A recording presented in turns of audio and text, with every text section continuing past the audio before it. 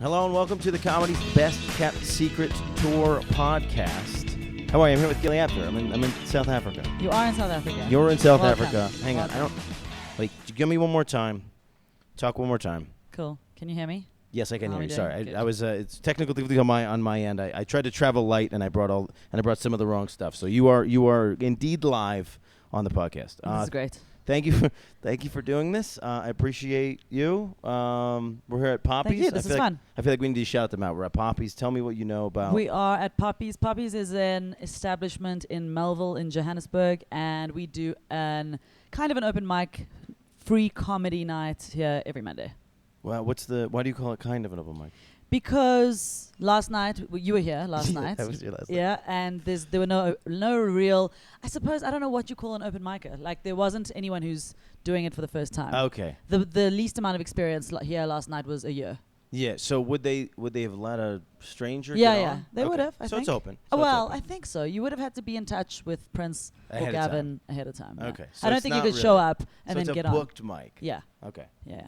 See, we don't even have all those terms here. I pulled every string I had to get on the. Well, you don't need those terms. You guys are such a fresh and I don't want to say miniature, but you're small enough of a scene that everybody kind of knows each other. So it's like there's not all these outsiders trying to break in as much as it Yeah, is. it's very small. When I started, I was like, what's the next gig? Oh, talk to this guy. Talk to the guy, get the gig. What's the next gig? Talk to that guy, get the gig. It didn't take long at all. Yeah, it was. I mean, somehow I booked 11 gigs on the way out here, and then people were like, "We'll get you some stuff when you get here." And I didn't have a lot of faith, but I have a show almost every day this week. Yeah, so it's great. It's actually pretty fantastic. I think we also like accommodate foreigners as much as possible. Yeah.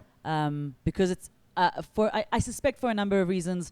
One, it makes the show interesting wherever you are, and also it means that whoever's doing the show has a connection somewhere else. Sure. Yeah. And it's a network that's useful. There was an interesting moment because when I first did Goliath and Goliath on Friday, there was sort of like a standoffishness for all the other comics and the people that like kind of have the answers and know where I should go, and they like kind of waited till I got on stage, saw what happened, and then they're like, "Oh yeah, no, come do more stuff. Yeah, definitely come do more stuff." That's but great. there was like that second where they were like, It's I don't good. know. It's good. You want some skepticism. Yeah. Right? Yeah. Well, yeah. You want to come in as an underdog.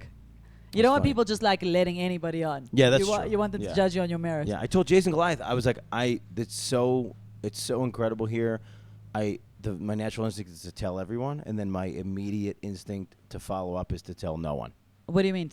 Tell everyone in terms everybody of who? in New York. Like tell everybody that I've ever met in comedy That's to like funny. come to South Africa, and then the other instinct is don't do that because then they'll all come here, and then I won't be able to come back.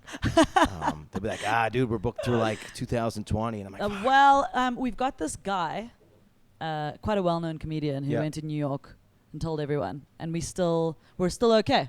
His name's Trevor Noah. I think. But I think, but he's. I think he'll be okay. No, but he's telling people like, "Oh, I'm from there," and he's not saying go. It's a great comedy scene. He's saying I'm from there, and it's cool, and they're like, "Oh yeah, there's comedy there," and then everybody's like, "Well, he's just saying that." Right. So Fair. But then if I go, and then it's like, that's okay. I come back and I'm like, dude, it's the best guy. Because here's the reason I wanted to come. The fact that your scene is only 30 years old is super exciting. I didn't get to have that experience in the United States. When I got into the scene, it was 60, 70 years old. Right. So this is for me like going and playing the 1980s. Right. In New York City. This is and it feels that way. It feels like that. Crowds are exciting. It's good. It's interesting to hear because I was on like an interview panel yesterday, and there was a comedian. His name's Long John, and he's from Zimbabwe, and he was like, it's. In Zimbabwe, like, there's no comedy scene. Like, it was so great to come to South Africa to this, like, long established scene. And I was just like, what established scene? You know what I mean? Like, really look at where we are.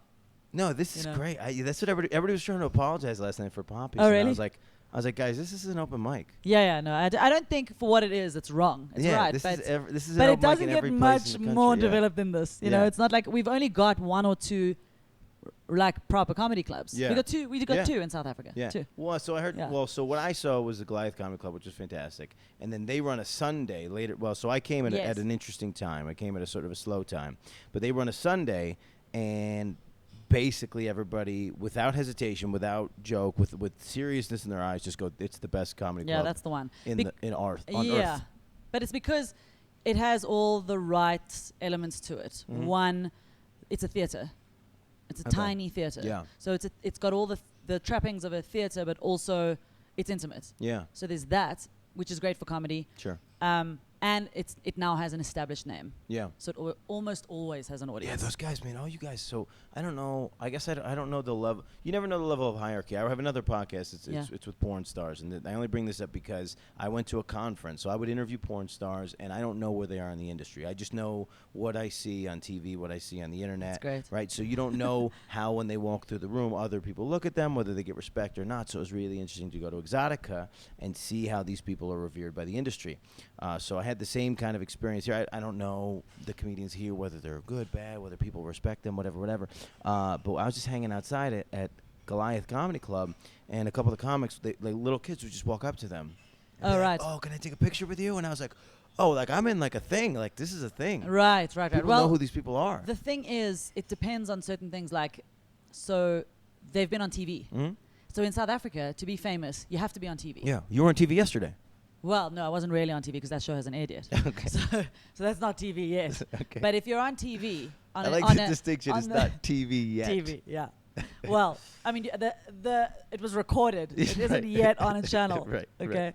But if you're on the national broadcaster, that exposes you to the most amount of Okay. people. And if you're not, it's very like your fame is very limited Yeah. unless you are on that broadcaster. Yeah. Or So something went. Do things go crazy viral? they do, Has but that it's happened? very rare. Yeah. And it requires a lot. It's hardly ever accidental. Yeah. You know what I mean? It's people who understand the medium and are working hard to work the medium.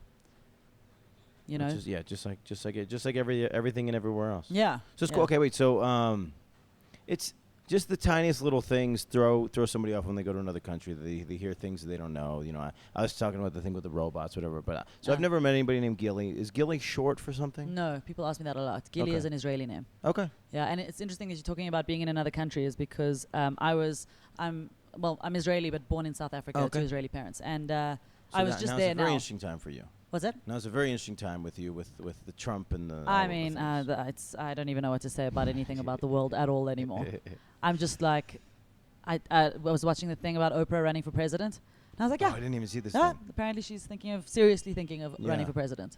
Well, she's like our guy. Like Yeah. I don't know how to otherwise. Yeah. I don't know how to, I was trying to Yeah. think of a way to say it, but like, if somebody can do She's it. like the version, the best version of the Trump thing, right? Yeah.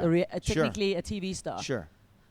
But she You was know? also a journalist with integrity. Yes, At yes. one point. At Yes, one but point. integrity is the thing that you associate with her.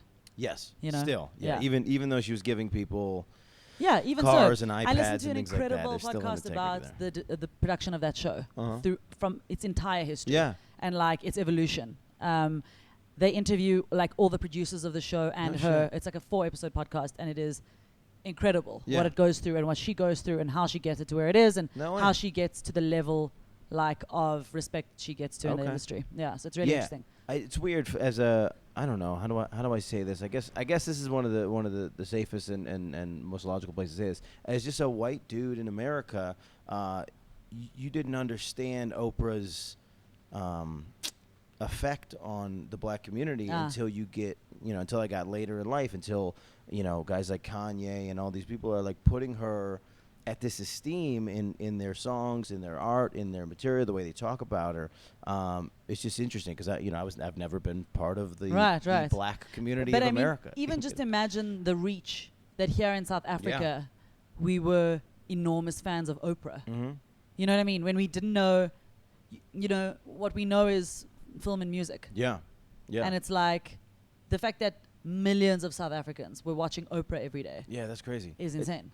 How old are you? I'm 35. 35. So you're right. I'm 35 in a couple of weeks. So you're right. You're right in my zone. I only asked to figure out from a reference point, because that was like there was a point in Oprah's career where we just didn't understand. We were like, I don't even remember why she's famous. I don't even remember what the thing is. Yeah, but I mean, it's interesting. I was watching last night. There was a thing with Oprah running for president, and my mom. I was speaking to my mom. She did a whole thing at the Golden Globes that because Yes. I'm here, I haven't Yes. caught up on anything. Yeah. So my mom. I was talking to my mom, and my mom, who is an Israeli. Still there. No, She's Israeli here. living in South Yeah. Africa, is like, I miss Oprah. I miss her. Yeah. That's great. You know what I mean? So the reach is immense. Yeah, that's it's great. immense. Nobody misses Trump. Yeah. You never heard anybody go, I miss Trump. Yeah. Well, yeah.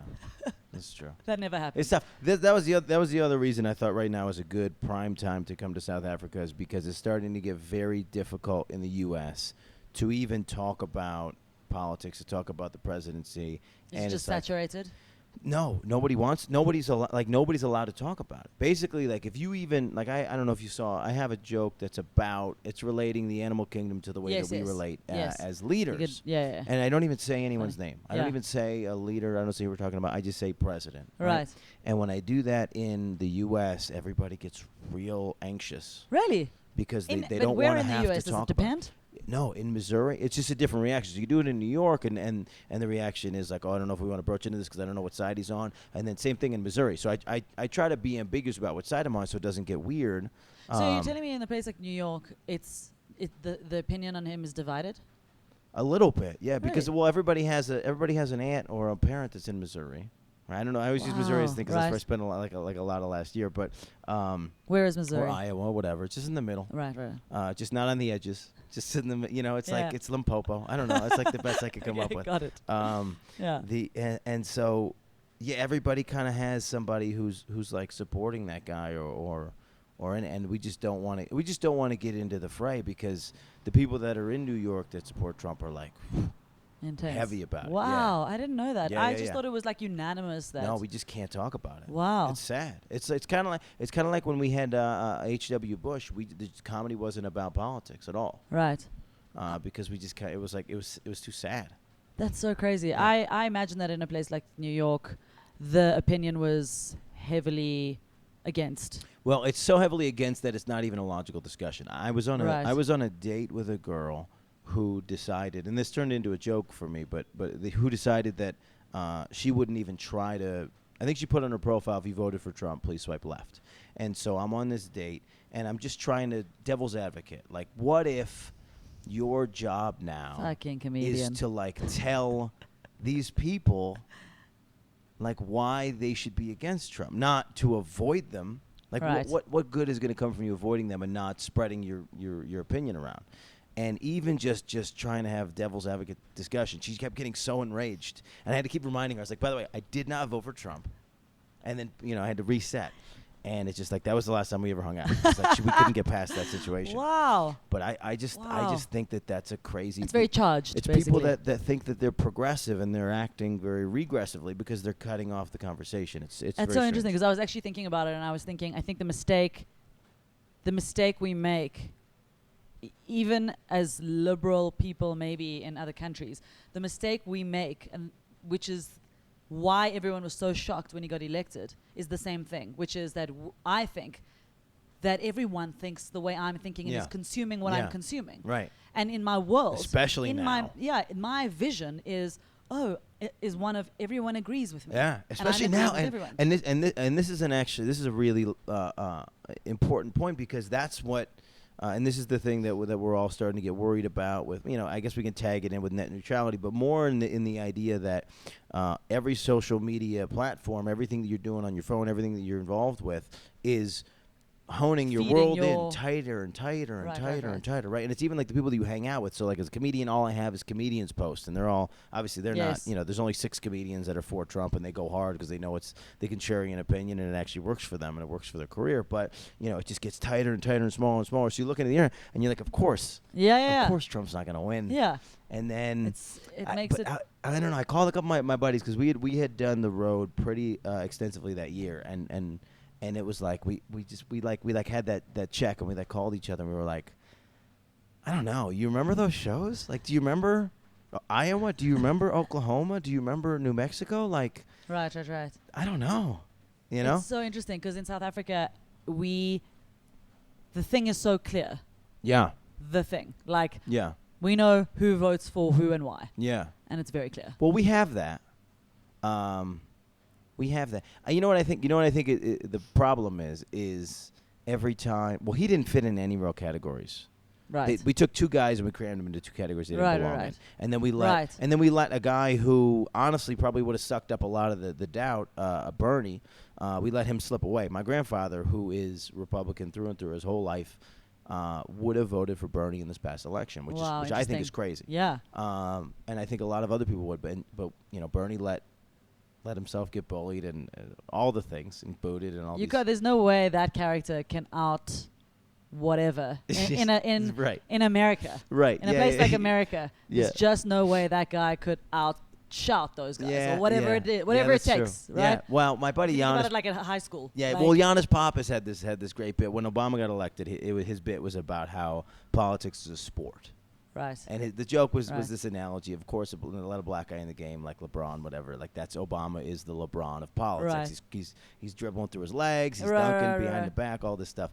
So for that, Bernie is still just a Jewish white dude who's goofy and has food on his face half the time. Of course, he's not gonna win this sport. My favorite joke that I remember from that time, like around the elections, I think.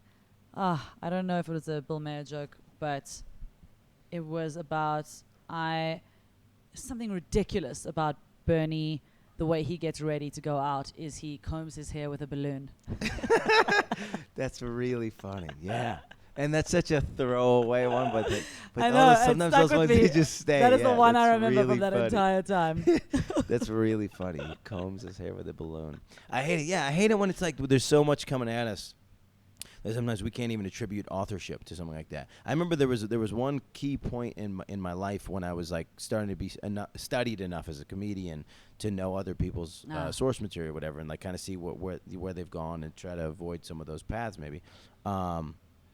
Or like not do the thing that the guy did perfect. You know what I mean? Yeah. And then that's when we would be having these discussions, and we would be like, "Oh, remember Chris Rock's bit?" And then we'd realize it was a Chappelle bit, and it was going hand in hand. And then we realized that like sometimes the things that we thought were Chris Rock, because we thought Chris Rock was the guy, was Chappelle the whole time. Right. And then and that was like, you know, and that was sort of in the Chappelle time off phase. Now, by the way. Yeah. Everybody in America thinks Dave Chappelle came here and was here forever. The truth is he was here for a couple months. And then he came home. He figured out some stuff. He actually Do you know what year that was? It would have been right around when I got to New York, because I remember I saw the tour without him, and which would have had to have been 2004-ish. Okay. So I remember, I remember everybody I went to high school with sucking up the Chappelle show right when we got to college. So I was in college from 01 to 05, so right in that chunk. Right. Right. So you weren't doing comedy then. No. Because you were same age as me, so you were in university or whatever. Exactly. And it's interesting because I wonder, even then was early days for the local comedy scene, and the guys who are like at the most experienced level of our scene now, who are probably 40-ish, had started. They were then in the throes of the thing. Sure. So I wonder what they remember about that. Yeah. I don't know. I don't know if he even came in and was trying to do comedy. Yeah, it doesn't seem like it. I think he understood. I think we would have known. Maybe. I think because it was even smaller then. The scene was even smaller then. Yeah.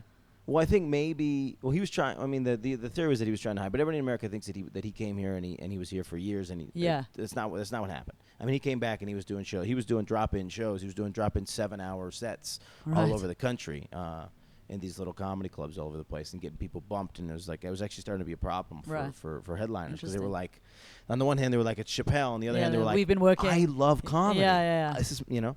But what I was going to say was, he finally kind of admitted his reasoning, and in this last special. Yeah, I watched watched it. I have, yeah. And this idea that, I mean, this is the thing that it's super apparent to me that our countries are very similar in the way that we handled. Oh, that's interesting. Racism, the way that we handle people, and you guys, I feel like, are getting to an answer faster, because we held out. I mean, you guys had something horrible happening. Yeah, well, we had a very lifetime. Official, recent. Yes. Confrontation with the thing. Yes. You know what I mean? Yeah. 94 is recent. Yes. And it was an official confrontation of the thing. Right. Because the thing was official. Right. You know what I mean? By nature of the fact that apartheid was official. The law. Was the law. Yeah. And then it was outlawed. Yeah. There's a line in the sand. And so it's not this murky business. Yeah. It's like, oh no, this was a fuck up. Now it's over. Right. And now deal with it. Right. So well, what did Chappelle said that situation, what he learned was that situation, apartheid, should have been There should have been violence. Right, and right, right. crazy Yes, a lot of people think that. massacre at the end of it. But Tutu and Mandela and I can't remember who else. Listen, there's a lot of players. Understood Yeah. how to handle the confrontation and to say that because this was a law, anybody involved with it isn't to blame personally.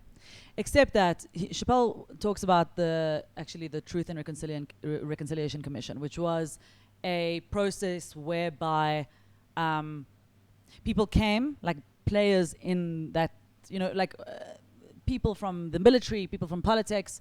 They basically, the deal was you say what it is that you did, you admit guilt for a certain level of immunity.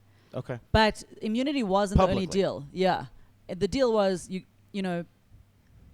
crimes were committed and people were not prosecuted for them. Yeah. And there was a lot of resentment. A lot of people think that Truth and Reconciliation Commission was a total failure. Okay. Because in fact, But not enough was admitted and not enough was compensated for. Sure. And so, but it could have been so much worse.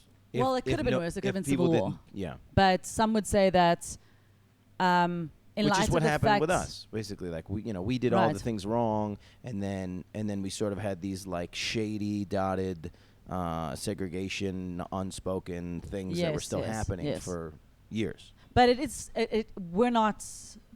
still like that here in the Sure. sense that all of the things that black people at that time were dealing with, they're still dealing with now. Sure.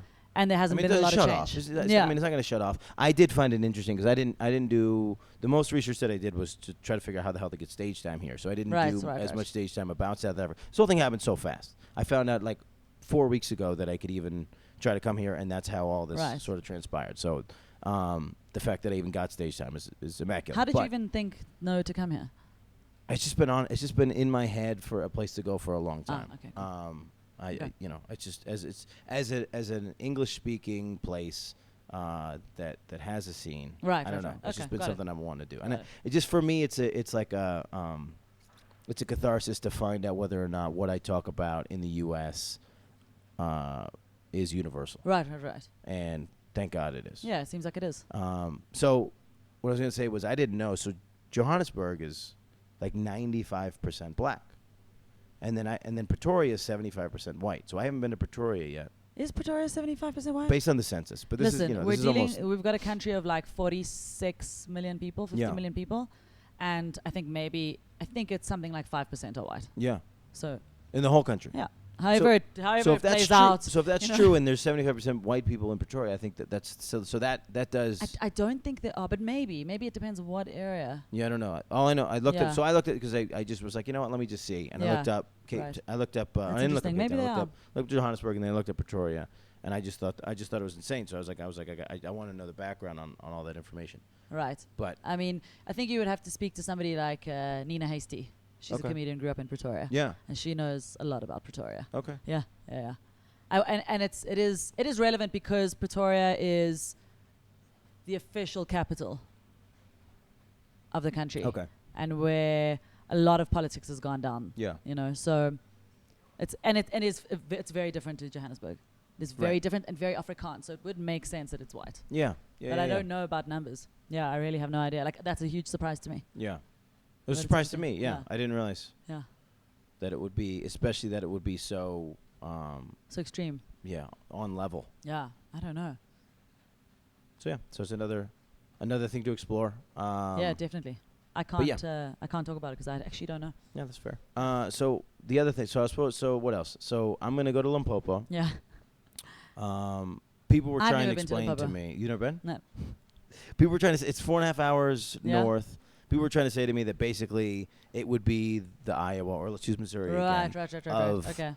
of South Africa. so I don't know. That's so funny. But then that'll be the next step of like really, because that's the first step. Is like, okay, you're funny in New York. Are you funny in Iowa?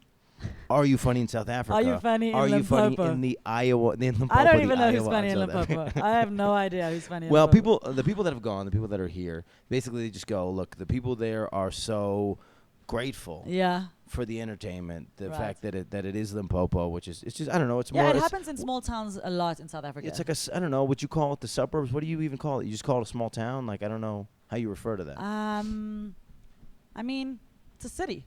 Yeah. But we just call everything that's not New York City, we just call it the suburbs. That's kind of like how we handle life. No. If it's not, No, because Chicago, within every St. place Louis. there will be like an urban area Yeah. and a suburb. We definitely don't call it that. Okay. Yeah, it'll be. Its There's a own lot of thing. arrogance, especially like New York. Like New York, people that are in New York City, grew up in New York City, they just go, everything is Iowa. Like that's literally, if you drive 4 minutes, Right. 10 minutes, 25 hours, it's Iowa. I mean, it's like that to an extent, but the places do have their own personality. Yeah. Individually. There are large swaths of land that people are like, oh, that's the same thing. Yeah, But it still breaks down into different unique things on like the eastern and western sides of the country. And, it really depends. And it shifts a lot. Cool. Yeah. Well, I'm trying to get the whole experience. Yeah, You're doing it. A You're bunch doing of it. you guys That's are great. trying to convince me to go to Cape Town. Yeah. There's some stuff in Cape Town, but it's far. Yeah, Cape Town's And- like another planet. And then people described Cape Town to me, and they were like, "Oh, there's like European girls, and there's like, and it's like this beach thing." And I was like, "No, that doesn't sound like what I want to do in South Cape Africa." Town is, firstly, the most beautiful place. One of the most beautiful places you'll ever see, Yeah. and that's its main thing. Okay. It is one of the most majestic landscapes you will ever see. Shit. Now I So just this is- canceled. So forget if you're talking about why people go in the first place, it is unbelievably beautiful. You will see things like you won't see a landscape like that anywhere. It is constantly taking your breath away. That's the one thing. Okay. It is also coupled with a very sort of different mentality to Johannesburg. Okay. It's slower. It has the sort of things that a beach city will have, Sure. which is it is slower in pace, but it also is incredibly. It's like a little. Often we refer to it as like it's a little It's like the Europe of South Africa. Yeah. It's very white. If you are in the places that you will end up in, it's very white. Okay. And take it how you take it. It's because the places where you'll want to be are majority white, and it's much more divided in that sense. Okay. And I think the moment you see that, Yeah. it's very hard to just be like okay with it.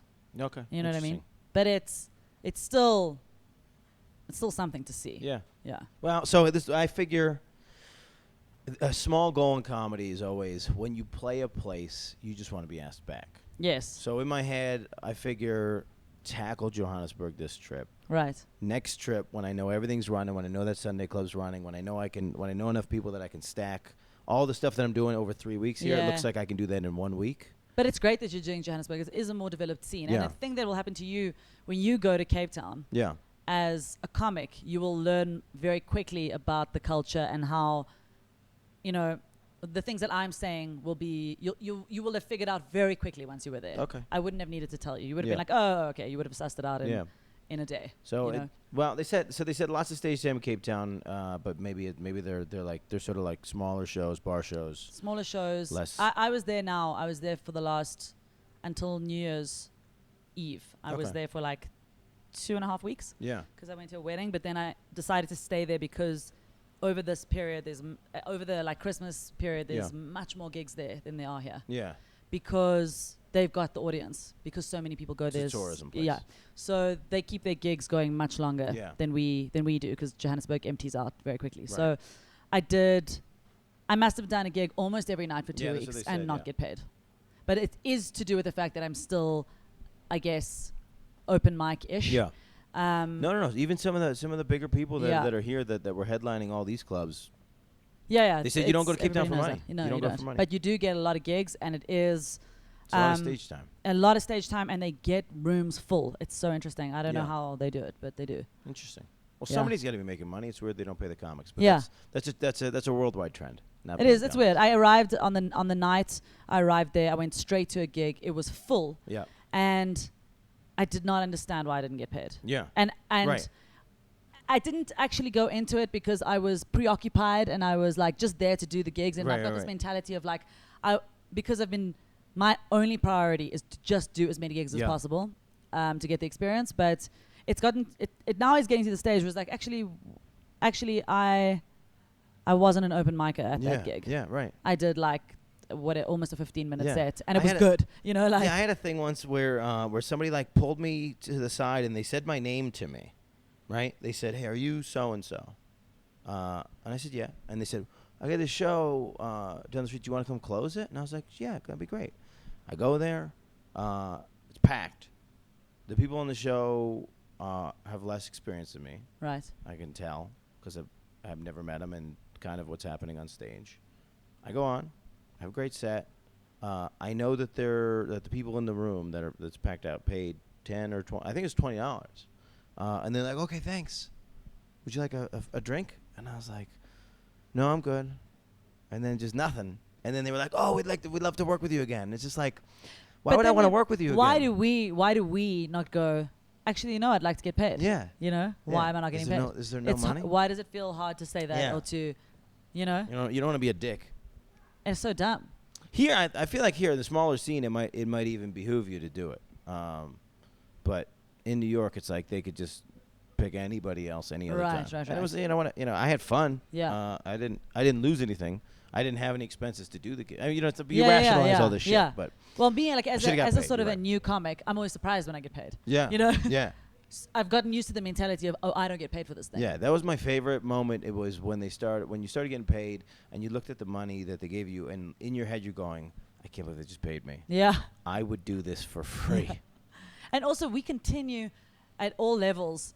If I look at the comics around me, so and one of the benefits of being in a small scene is that, I think one of the reasons I've managed to grow quickly is because I've been doing this for like just over 2 years now, and I've had the benefit of, because it's such a small scene, I'm constantly exposed to comedians who are much better than me. Yeah. I'm always on a lineup with them. Yeah. I'm on a lineup regularly with comedians who are established acts in this country. And those are the people who I'm being exposed to and whose level I'm trying to compete with, I was talking about with Eric Jansen. Yes. There is something to be said to have someone who's up here in the scene. You need a LeBron so that you can look at it and go, okay, either I can do that or I can't. And we have a heavy lifter at every gig. Yeah. Yeah. If you look like last night here, we have Loisa Madinga. He's a beast. And he's exactly. And that's incredible. He was just like new stuff. Yes. And he was crushing. And that's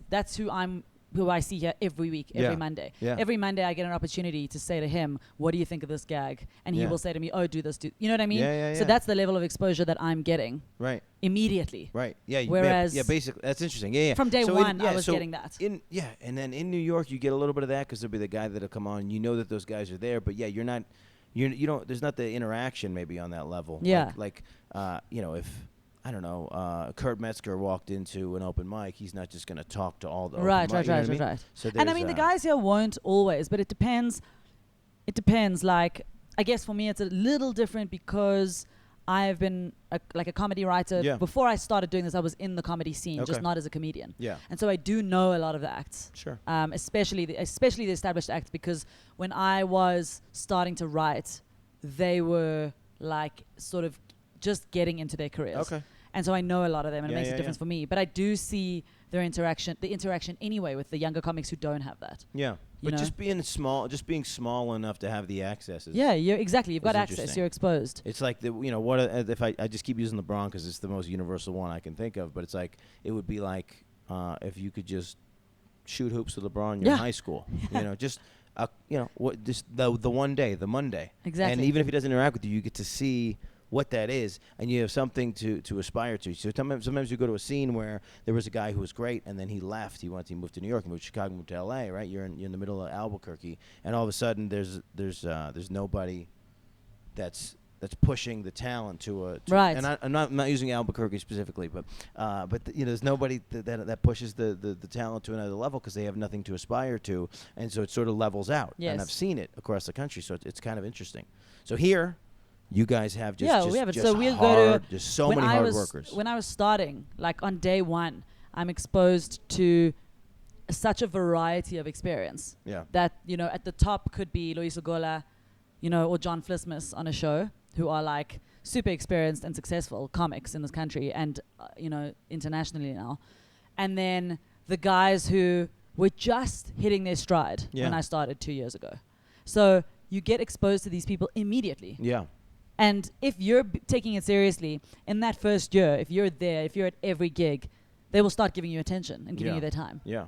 You know what I mean? If you're there for a few weeks, they might ignore you and not talk to you. Sure. If you're there for a year, then they'll be like, oh, they see your growth, Yeah. and then they'll contribute. Yeah, and she's like, well, she's staying in this. Yeah.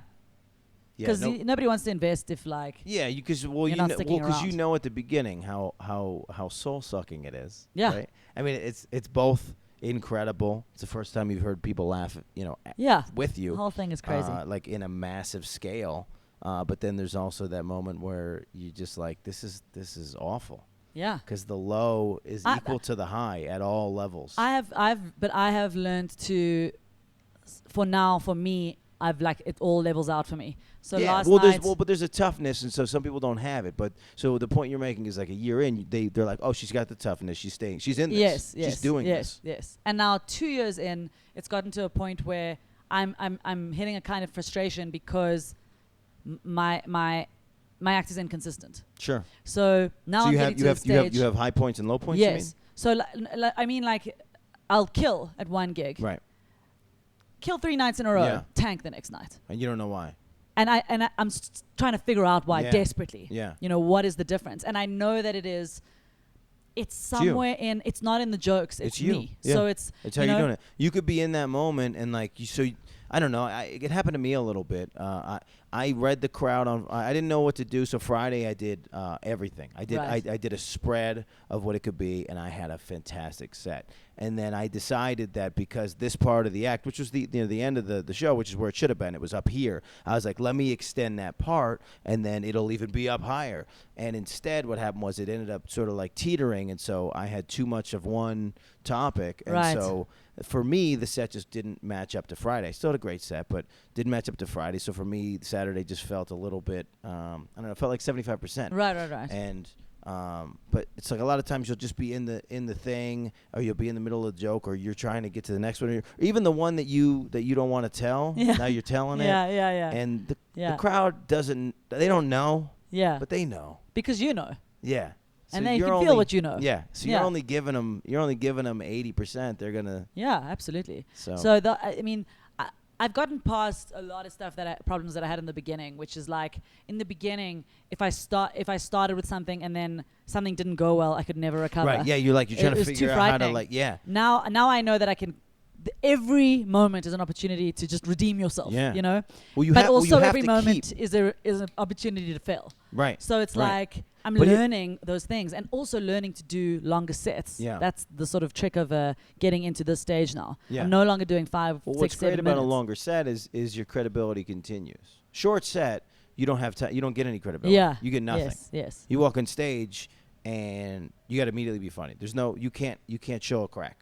And if you show a weakness, the audience exploits it. So you have to not do that. And then, over the years, the guys that I thought were really incredible were the guys that once they understood that they're funny, once they understood that they knew how to kill, that is always in their heart.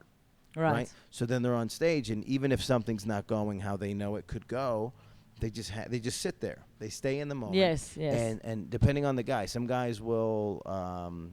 They'll say less, because the less you say, the more the audience will listen. And so they're basically training the audience and forcing the audience to be on their side. Right. Because they're like, look, I'm sure about I this. know that I'm good at this.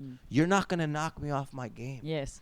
And so you see that in performers. It's interesting because that's what I'm dealing with now. And I saw you guys having that conversation. I have moments after Saturday night, where that was basically the crux of the conversation. Was this confidence that like you can do it, stay in the pocket, and then even in that conversation, you were teetering on this. Like I don't, I can't have so and so's confidence. He's been doing it for so long. Yes. I've only been doing it, but it's like you also can't have that doubt sitting in the back of your that's mind. the whole thing. Is like even on stage now, I get glimpses. Yeah. Where I'm like, oh wait a minute. If I had another 5 minutes here, I can start seeing myself win these people back. If I've gone astray, yeah, you know what I mean. Like I'm starting to see what's possible. Sure, but I'm still not quite there. Yeah. And well, all that really happens is eventually you so there's like a weird arc, right? So you're 2 years in, so then eventually you're just gonna start doing the stuff that you know is gonna kill, and then.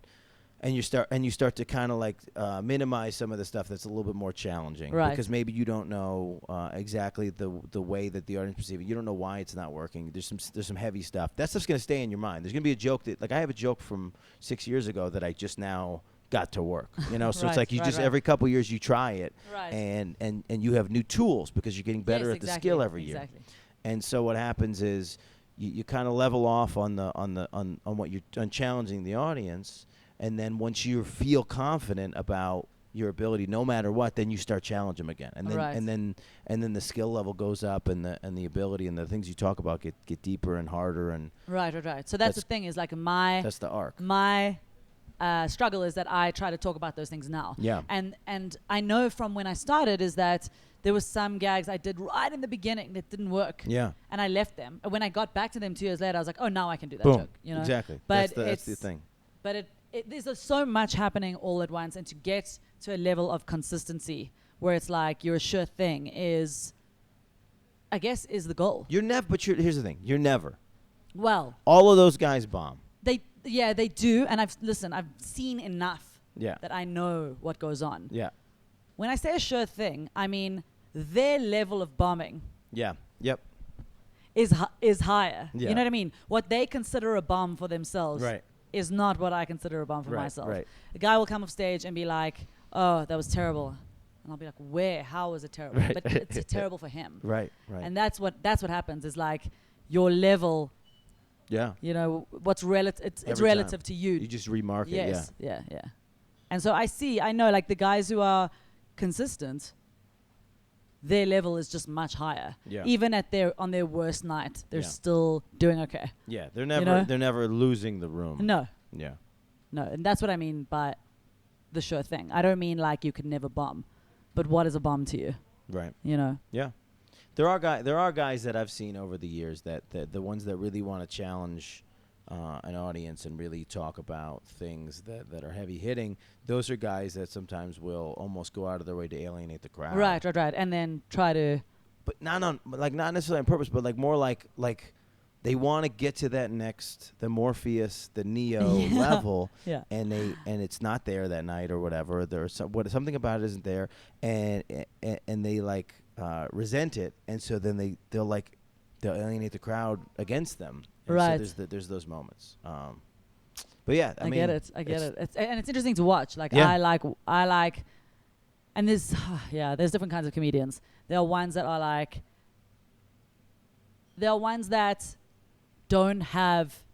They're great comics and they've got all the chops and the experience and the jokes, but you put them in a certain kind of room and they can't adjust to the room. Interesting. Yeah. You know, I find that happens sometimes. Sure. They're at a very high level. They're used to doing very well, but Yeah. sometimes they can't adjust themselves. And then there are comics who are like, It's fish, that thing. you It's know? that sometimes, you know, and I think Robbie Collins said it. It's like sometimes you go in and you're like, obviously I got this, and then you go in like too headstrong. Yeah. And then the audience immediately knocks you off your feet, and you go, "We don't fucking know you. yeah. You might be the greatest, but we don't fucking know you."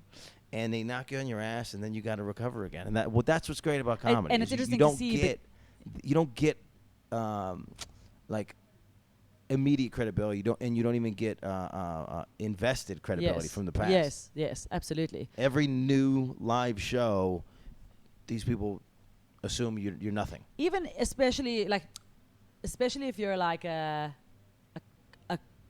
very well-known act. Yeah. If you're super famous, yes, you get the credit up front. Yeah.